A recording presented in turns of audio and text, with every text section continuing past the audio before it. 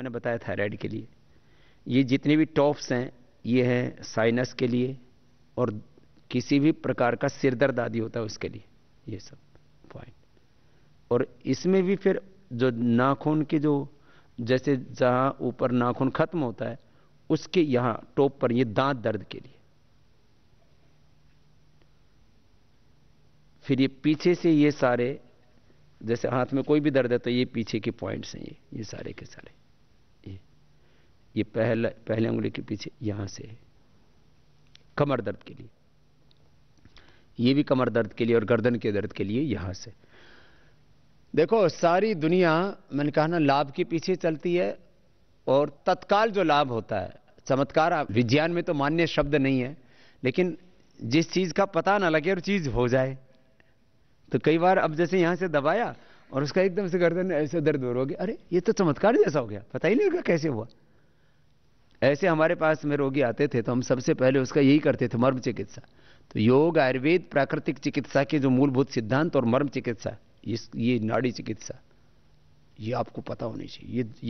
ये तो मर्म है यहाँ, किसका? गर्दन के लिए।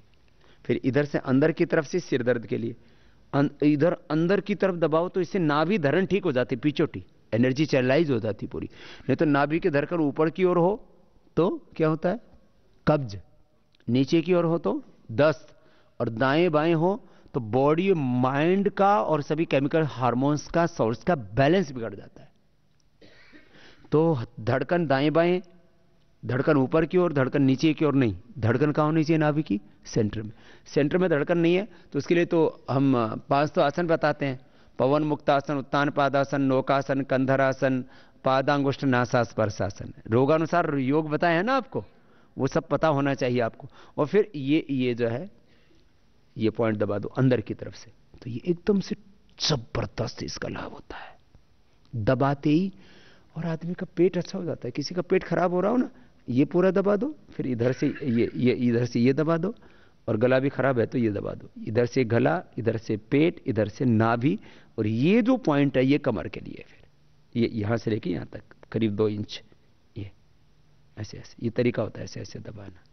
हाथ में भी ना परफेक्शन होना चाहिए दबाने का। कुछ तो अनाड़ी की तरह दबाते, ऐसे नहीं, ऐसे ये दबाने का तरीका।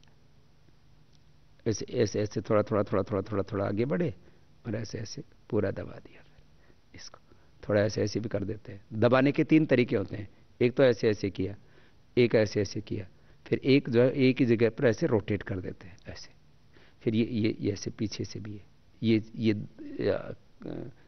टेनिस एल्बो है, फिर या सर्वाइकल स्पॉन्डिलाइटिस पेन है, फिर ये उसके लिए पीछे के सारे पॉइंट।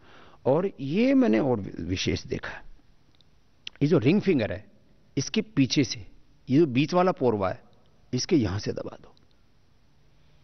मैंने आदमी दर्द से चीख रहा है ना, तो 2 मिनट और चीख लेने तो, चीख तो रहा ही है, तो 2 मिनट और चिखाओ और यहां से दबाओ, ऐसे गोल पेन लेके, और यहां से एक बार इधर से, एक बार इधर से, 2 तरफ से, माने इधर और इधर, माने इसके ऊपर टॉप पर इधर और इधर, दोनों तरफ से दबा दिया इसको। कैसे? ऐसे हाथ रखा और ऐसे हाथ रख करके उसके ऊपर ऐसे दबाया, ऐसे, और इधर से ऐसे, दोनों तरफ से। जिसको भी कमर में दर्द हो रहा है, 99 नहीं 100% दर्द उसी समय दूर हो जाएगा, विद इन 2 मिनट्स, 1 से 2 मिनट के अंदर अंदर। इतना जबरदस्त है ये पॉइंट, रिंग फिंगर के पीछे बीच के पोरवे पे ऐसे, ये अद्भुत है। लास्ट वाला ये पॉइंट है, ये हर्निया के लिए भी है, और हाइड्रोसील के लिए। हाइड्रोसील के लिए इधर से दबाने से विशेष लाभ होता है, और इधर के थोड़ा दबा दिया तो दोनों तरफ से, इधर और इधर से फिर हर्निया, इधर से हाइड्रोसील। इधर दांतों का पॉइंट है ये, इधर से ये। और गरुड़ासन करवा दो, चंद्र उठी, पुनर्नवादि मंडूर, वृद्धिवादी कवटी दे दो, तुरंत ठीक होता है। हाइड्रोसील में तो ऑपरेशन कराने की जरूरत ही नहीं पड़ती है। गोमुखासन, गरुड़ासन। गरुड़ासन सब नहीं कर सकते, गोमुखासन तो कर ही सकते हैं ना। तो गोमुखासन और जो है बोले भाई तुमसे नहीं हो पा रहा तो बोले ऐसे दूसरे मदद करके उसका करवा दे। कुछ आसन तो दूसरे मदद करके भी करवा सकते हैं ना। तो गरुड़ासन, चंद्र प्रभावटी, वृद्धिवादी कावटी, पुनर्नवादी मंडूर। ये पुनर्नवादी मंडूर जो है ये लीवर, फैटी लीवर के लिए, शोथ के लिए और किसी भी प्रकार का शरीर में वाटर रिटेंशन हो जाता है ना, उसके लिए बहुत लाभ करता है। और अब पहली दूसरी अंगुली के नीचे ये आंख के लिए जबरदस्त पॉइंट है, बाद में फेफड़े के लिए, लास्ट में कान के लिए, उसके नीचे हार्ट के लिए, उसके नीचे शुगर के लिए, हथेली के बीच में किडनी के लिए। किडनी के लिए यहां से भी और यहां से भी ऐसे दबा दे, ये और ये ऐसे। अब किसी को कपालभाति करना है और किडनी की प्रॉब्लम है तो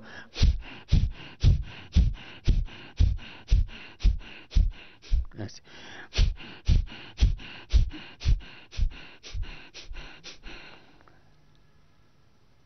कितना अच्छा है ना।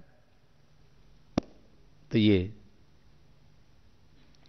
एक्यूप्रेशर दाएं हाथ में इधर लीवर के लिए हो जाएगा, इधर हार्ट के लिए था, है ना। और जिसको भी जो भी प्रॉब्लम है, आपको भी कोई प्रॉब्लम है तो आप लोग भी सुबह कपालभाति भी करते हो और साथ साथ में थायराइड वालों को बोलो अब आप एक्यूप्रेशर और कपालभाति साथ साथ कर लो, क्योंकि 10-15 मिनट का कम से कम टाइमिंग होता है कपालभाति का। तो उस दौरान और कोई प्रॉब्लम नहीं है और उसको एक्यूप्रेशर भी साथ में करना है तो कपालभाति भी करता रहे, एक बार सारे हथेली को दबा ले।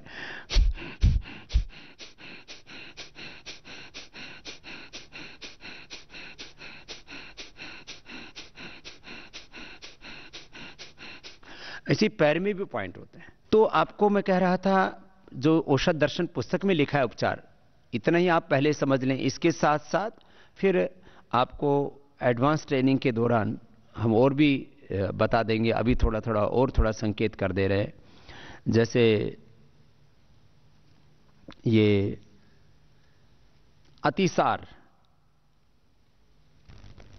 अब अतिसार के लिए, पेट की बीमारियों के लिए बिल्वादी चूर्ण, गंगाधर चूर्ण, मुक्ताशुक्ति, शंख कपर्दक हम शुरू से प्रयोग करते हैं। ये शंख भस्म का, कपर्दक भस्म का, बिल्वादी, गंगाधर और मुक्ताशुक्ति का, इसमें जो है मुक्ताशुक्ति भस्म का भी प्रयोग किया जा सकता है, वो विशेष उपयोगी होती है। कुटजारिष्ट, कुटज, घनवटी ये तो लाभ करते ही करते हैं। सबसे अच्छा प्रयोग होता है बेल का, अनार का। बेल का तो कुछ लोग तो बेल का पाउडर खाते हैं, कुछ लोग बेल का मुरब्बा खाते हैं, कुछ लोग बेल का रस पीते हैं। जिस भी रूप में प्रयोग करना हो, सबसे अच्छा प्रयोग है कोलाइटिस के लिए मीठा, घी और तली हुई चीजें, दूध, ये जहर है। मीठा, घी और दूध ये तो तुरंत हम बंद कर देते हैं, क्योंकि यदि किसी भी प्रकार का जो आर्टिफिशियल, चाहे वो गुड़ है चाहे शक्कर है, यहां तक कि शहद भी ज्यादा अनुकूल नहीं पड़ता है कोलाइटिस वालों को।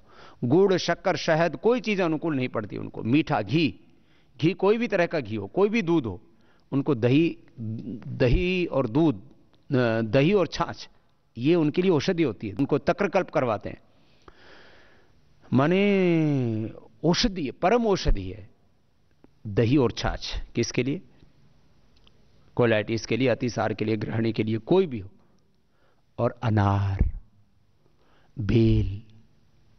बेल का सबसे अच्छा होता है चूर्ण, रस, वह सबसे अच्छा होता है। चूर्ण खा ले, बेल का रस ले ले। शरबत और मुरब्बा आदि ये तो ऐसे जनरल उसके लिए अच्छा है। औषधि के तौर पर तो आप बेल का या तो रस पिलाएं, ताजा मिल जाए तो उसको शरबत जैसे, बिना मीठे के। बेल का रस जो ताजी है, सूखी है तो बेल का चूर्ण। हां, अब कभी किसी को पेट का रोगी है, मिठाई खाने की इच्छा हो तो उसको बोल दे भाई अपना, हम पतंजलि से अपना बनाते हैं कैंडी, बहुत अच्छी होती है बेल कैंडी।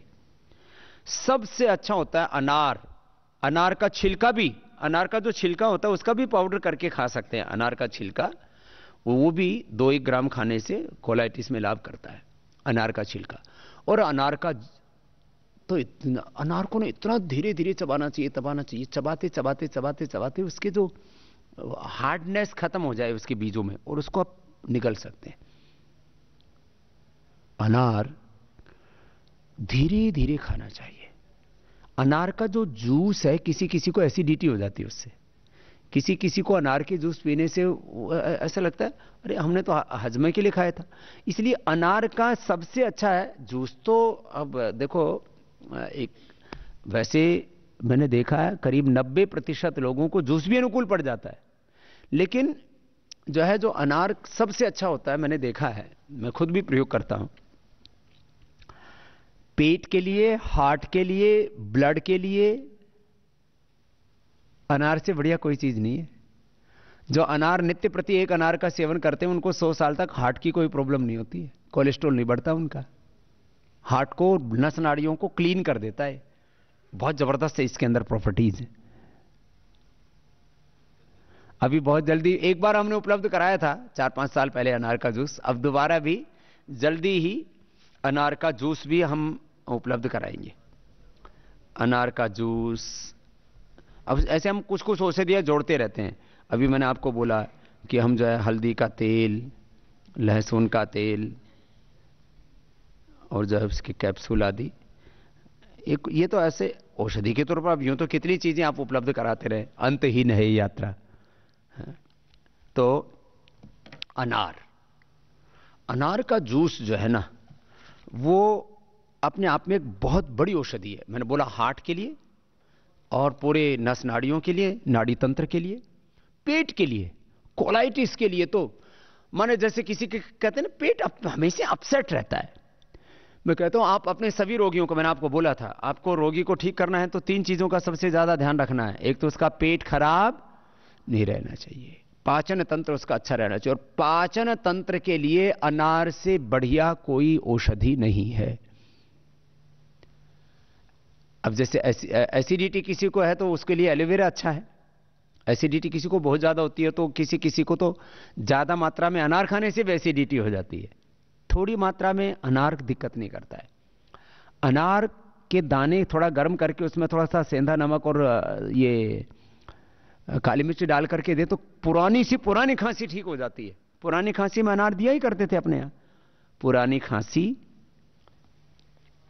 अब फेफड़े की जितनी भी दिक्कतें उन सब के लिए भी अनार श्वसन तंत्र के लिए बहुत अच्छा है, पाचन तंत्र के लिए बहुत अच्छा है, हृदय के लिए बहुत अच्छा है। किसी किसी का पेट बहुत डिस्टर्ब रहता है, गैस का एसिडिटी बनती रहती है, तो एसिडिटी के लिए इंस्टेंट बेनिफिट कौन सी चीज देती है? व्हीट ग्रास और एलोवेरा। व्हीट ग्रास पिला दो, इंस्टेंट बेनिफिट। जिसको कहते हैं जी भयंकर एसिडिटी है, ठीक ही नहीं होती किसी भी चीज से, सारा उसका पका हुआ खाना बंद कर दो, उसको बोले 1 सप्ताह तक अंकुरित खाओ। और बहुत ज्यादा मतलब कई बार तो ना कोई लोग खाने के बड़े कच्चे होते हैं, उनको फिर बोलो भाई थोड़ा सा आप उबली हुई सब्जी खा लो, उबली हुई सब्जी, सलाद, फल जो एसिडिक नहीं है। ये जो एसिडिटी वाले हैं ना उनको केला मत खिलाना, केले से एसिडिटी हो जाती है ज्यादातर लोगों को। 2-3 चीजें ऐसी हैं, केले से तो ज्यादातर लोगों को एसिडिटी भी हो जाती है और कफ हो जाता है, इसलिए कफ और एसिडिटी वालों को केला नहीं खिलाना चाहिए। और एक किसी किसी को, जैसे मुझको, अब मुझको एसिडिटी नहीं है लेकिन मैं यदि नारियल का पानी पी लूं तो मुझे एसिडिटी हो जाती है, और लोग एसिडिटी हो तो नारियल का पानी पीते हैं, है ना, सुना है ना आपने। अब मेरी पित्त प्रकृति है और खारा मीठा नारियल से नहीं होती है, थोड़ा सा खारापन होता है। 3 तरह का नारियल होता है, एक फीका एकदम, एक मीठा, एक खारा। ये उसके तोड़ने पर निर्भर करता है उसको कब तोड़ा गया। बहुत कच्चा तोड़ देते हैं तो फीका होता है, और जो एक सडन टाइम पर तोड़ा जाता है वो मीठा हो जाता है, और फिर बहुत ज्यादा देर तक भी रहने से फिर खारा हो जाता है, फिर अंत में तो पानी उसका सूख ही जाता है। खैर, एसिडिटी किसी किसी को नारियल के पानी से भी एसिडिटी हो जाती है। चावल लोग सोचते हैं ठंडा है एसिडिटी ठीक हो जाएगी, साउथ के लोग तो खाते ही खाते हैं, उनको नहीं होती है। ये उत्तर भारत वालों को किसी किसी को चावल से एसिडिटी होती है। चावल में बनिस्बत गेहूं के एसिडिक ज्यादा होता है वो। और वैसे भी जो है उड़ीसा आदि में कुछ कुछ जगह तो लोग रात को चावल पकाते और उसमें थोड़ा सा दही डाल के रखते हैं और सुबह पाखाल भात खाते हैं, पता है। और उससे फिर जो है ना ऐसे नशा सा हो जाता है, मस्त हो जाता है। जैसे इधर ये राजस्थान के लोग राबड़ी खाते हैं। राबड़ी समझते हैं? एक तो रबड़ी होती है, एक होता है राबड़ी, घाट की राबड़ी, बाजरे की राबड़ी। तो वो राबड़ी जो घाट वाली राबड़ी होती है ये बियर जैसा काम करती है। वो चावल से ही तो, उससे क्या नाम है, जौ से ही तो बनती है, बारले। उसको क्या करते हैं, जौ का छिलका उतार देते हैं, उसकी घाट बना देते हैं, उसका अब चावल का दलिया भी तो देते हैं अपन। उस दलिये को पका के रात को रख दिया, दलिये को पका के, और दलिये में पकाते समय क्या डाल दिया, थोड़ी छाछ। दलिये में, छाछ में और पानी में पका दो, छाछ और पानी में पका के रात को रख दो, और सुबह उठ करके और उसमें थोड़ा सा खट्टी छाछ और दही डाल करके खा लो, फिर तो पता नहीं कौन से लोक में पहुंच जाता है आदमी। तो ये सात्विक नशा है। तो जो है इससे हानि कोई नहीं होती है और दिमाग भी खराब नहीं होता है। तो आदमी को जिनको नींद नहीं आती उनको आप ये बता सकते हो कि आप जो है एक तो जौ का दलिया खाओ। जिनको नींद नहीं आती, अरे ये तो उपाय बता दिया अनिद्रा के लिए। अनिद्रा के लिए जो सात्विक उपाय हैं, एक तो राबड़ी, गर्मियों में तो राबड़ी और सर्दियों में जौ का दलिया। जौ का दलिया, राबड़ी, ये सात्विक उपाय हैं। और ये जो हम खिलाते हैं ना मुनक्का और अंजीर भिगो करके, इससे ना पेट का इन्वायरमेंट और अच्छा होता है, नींद बहुत अच्छी आती है। और सौंफ का पानी, जिनका दिमाग बहुत, सौंफ और जो है ना ये थोड़ा, जिनको ज़्यादा नींद आती है उनके लिए भी और जिनको कम आती है उनके लिए भी, नींद को बैलेंस करता है सौंफ। और जो है मेधा क्वाथ। और फिर बहुत ही ज़्यादा दिक्कत हो तो फिर उसको थोड़ा जटामासी और सर्पगंधा, ये औषधि के तौर पर होगी। जटामासी और सर्पगंधा, सर्पगंधा ज़्यादा नहीं, जटामासी 100 ग्राम, सर्पगंधा 50 ग्राम। और इसको थोड़ा पाउडर करके 1 ग्राम 2 ग्राम दे दिया, उसी से लोगों को नींद आनी शुरू हो जाती है। बाकी तो अनुलोम विलोम से काम हो जाता है। तीसार में पेट के लिए सबसे अच्छा क्या है, बेल और अनार और दही छाछ, खट्टी नहीं होनी चाहिए बस। और अनार को आप चबा चबा करके खा लें तो ये बहुत ज़बरदस्त लाभ करता है। और रक्तातिसार के लिए, और आपको मैंने कोई भी किसी भी प्रकार से ब्लीडिंग होती है तो उसमें बताया कि कहरवा और नागकेशर, इसका सर्वाधिक प्रयोग किया करो, कहरवा और नागकेशर का। पेट में से जो ब्लीडिंग होती है उसमें थोड़ी मात्रा में स्फटिक भस्म भी काम करती है, थोड़ी मात्रा में 5 ग्राम दे दिया। जैसे 100 ग्राम जैसे नागकेशर, 10 ग्राम कहरवा और उसमें 5 ग्राम ये मिला दिया स्फटिक, तो ये एक तरह से किसी भी तरह का जो ब्लीडिंग हो रहा है उसमें तुरंत लाभ हो जाएगा। अलग अलग रोगों के लिए अलग अलग प्रकार के जो उपाय हैं वो सारे के सारे इस औषध दर्शन पुस्तक में हैं। कुछ उपाय जो नहीं लिखे हैं औषध दर्शन पुस्तक में, छूट गए हैं, वो मैं थोड़ा सा आपको संकेत कर रहा हूं, या उस समय उस रोग के संदर्भ में नहीं लिखे हुए, वो थोड़ा सा मैं बता रहा था। जैसे शरीर में कहीं पर भी गांठ है उसका उपाय लिखा हुआ है, इसमें शिला सिंदूर रस में सबसे ज्यादा काम करता है, शिला सिंदूर ताम्र भस्म। और मैंने बोला खाली पेट क्या खिलाना, हल्दी, अभी तो बताया था हल्दी। हल्दी का जो प्रयोग है वो गांठ में, और आधा घंटा कपालभाति। कपालभाति से किसी भी तरह की गांठ, माने छोटी बड़ी गांठ, जैसे सैकड़ों गांठें हो गई ओवरी में, तो क्या बोलते हैं, पॉलीसिस्टिक ओवरीज। अब पीसीओडी का कोई इलाज है, एलोपैथी में कोई नहीं है, और आयुर्वेद के किसी शास्त्र में पीसीओडी शब्द ही नहीं लिखा हुआ है, तो क्या करेंगे। तो मेरे से बोले बाबा जी आप चरक सुस्त से भी बड़े हो गए। मैंने कहा हम चरक सुस्त से बड़े नहीं हुए, रोग नए नए खड़े हो गए। तो उसके लिए अब चरक सुश्रुत जी के समय वो रोग ही नहीं थे, तो चरक सुश्रुत के समय अब होते तो वो भी वही बताते तो स्वामी रामदेव और आचार्य बालकृष्ण आपको बता रहे। इसलिए हम ऋषियों से बड़े नहीं हुए। जैसे आयुर्वेद में ना तीन तरह के रोग बोले जाते हैं, साध्य, कष्ट साध्य और असाध्य। हमने असाध्य शब्द ही हटा रखा है। अब आप कहेंगे कि क्या फिर ये ऋषि मुनि झूठे थे? अरे भाई, प्रयास सबको करना चाहिए और 99% हम कामयाब हो जाते हैं। और हमने देखा है, जो हेपेटाइटिस है, जो कोलाइटिस है, सोराइसिस है, स्क्लेरोडर्मा है, ऐसे एसएलईएमएस, ऑटोइम्यून डिजीज, कैंसर जैसे रोगों के ऊपर हमने विजय प्राप्त की है। तो शरीर में गांठों में भी यही स्थिति है। 2 से 4 ग्राम तक दिया जा सकता है। लिखा जाता है 2 ही ग्राम, लेकिन 2 से 4 ग्राम एक महीने में एक रोगी को शिला सिंदूर दिया जा सकता है। ये हमने माने जो जिनकी बहुत नाजुक प्रकृति है उनको 2 ग्राम, या जो बच्चे हैं उनको 2 ग्राम, और जो बड़े हैं उनको 4 ग्राम, 2 से 4 ग्राम। ये गांठ वाली बात आई। और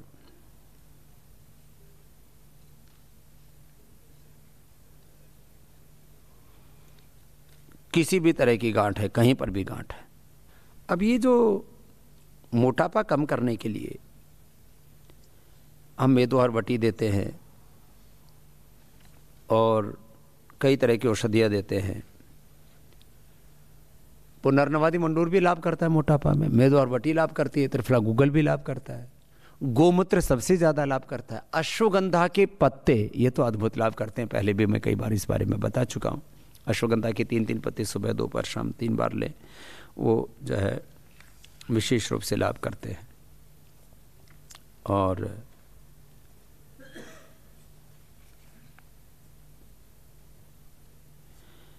दर्दों में आपको मैं बता रहा था पेन किलर्स के तौर पर सुरंजान ये सबसे पेन किलर की तरह काम करती है।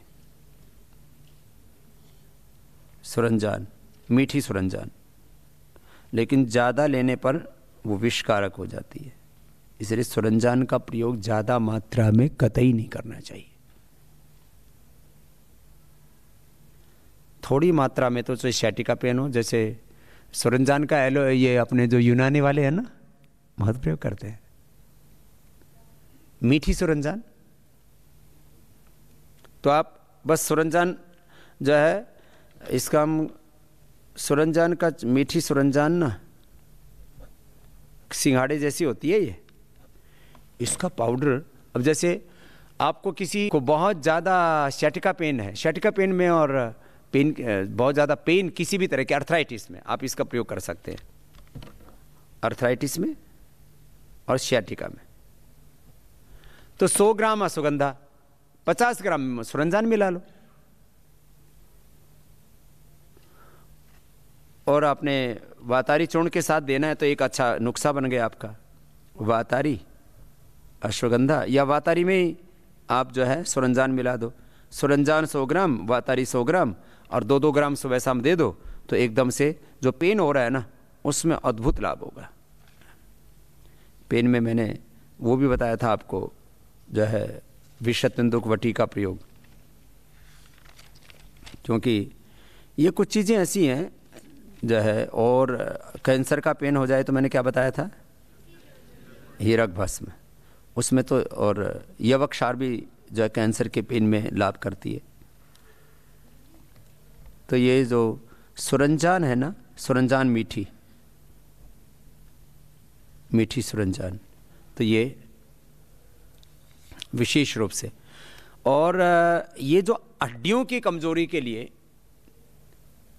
जैसे किसी बच्चे की ना हड्डियां टूटने लगती हैं, छोटे छोटे बच्चे आते हैं बहुत से, उपचार के समय हमने देखा कि जरा सा उसको जोर पड़ा हड्डी टूट जाती है, ऐसे ऐसे बच्चे आते हैं। तो उनके ऊपर मैंने प्रयोग किया। एक तो ये जो गिलोय और प्रवाल, गोदंती, मुक्ता शुक्ति जो देते हैं, ये तो देते हैं, इसमें मोती पिष्टी और मिला देते हैं। मोती पिष्टी छोटे बच्चों को, अस्थि सुषुरता का प्रयोग लिखा है ना, अस्थि सुषुरता, ये 48 के ऊपर।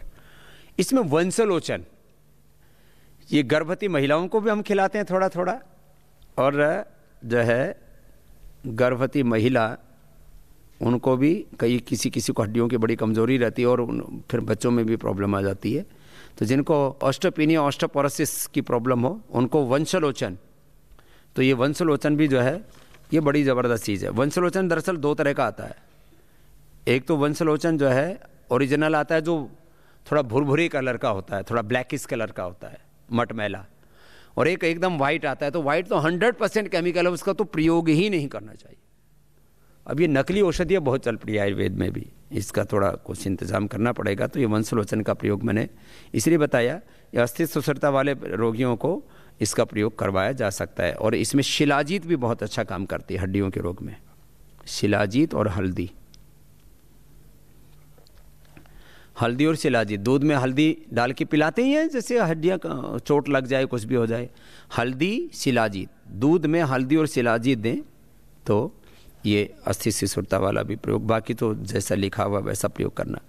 जैसे लकवा या पैरालिसिस हो जाता है तो आधा घंटा अनुलोम विलोम करवाओ, और बाकी जो औषधि लिखी हुई है वो दे दो, औषध दर्शन वाली। आधा घंटा से 1 घंटा, एक घंटा हम अनुलोम विलोम कराते हैं। कैंसर के रोगी हों, पैरालिसिस के रोगी हों, रोमेटॉइड आर्थराइटिस के रोगी, ऐसा लिए MS ऑटोइम्यून डिजीज, जो हम असाध्य रोगों को अच्छा करते हैं उसमें योग के बिना अच्छा नहीं होगा, ये याद रख लेना।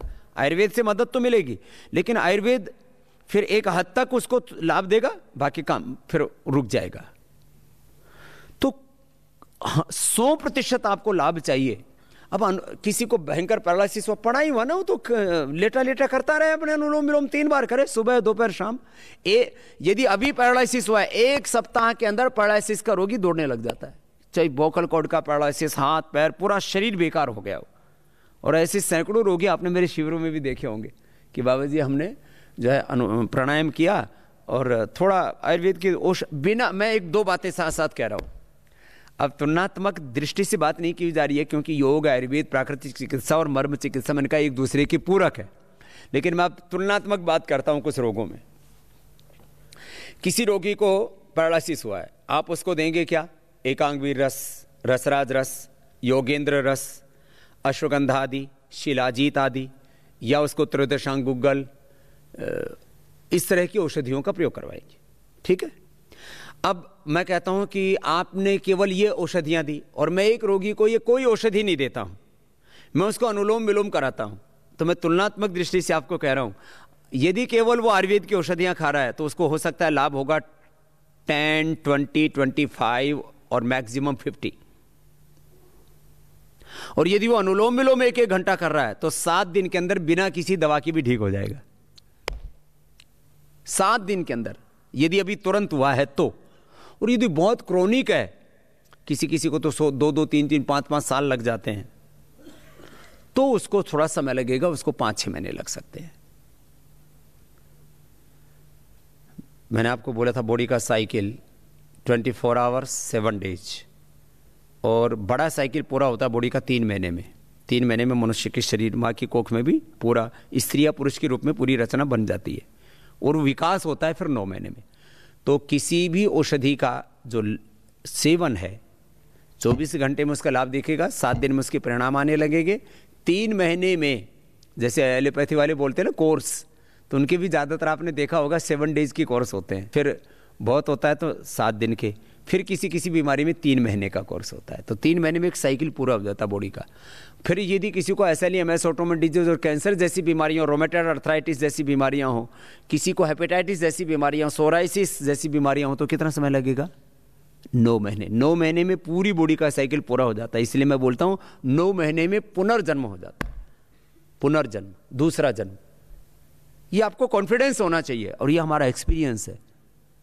और इसलिए मैंने कहा पैरालिसिस है, SLE है, MS है, ऑटोइम्यून डिजीज है, कैंसर है, उसको योग जरूर बताना।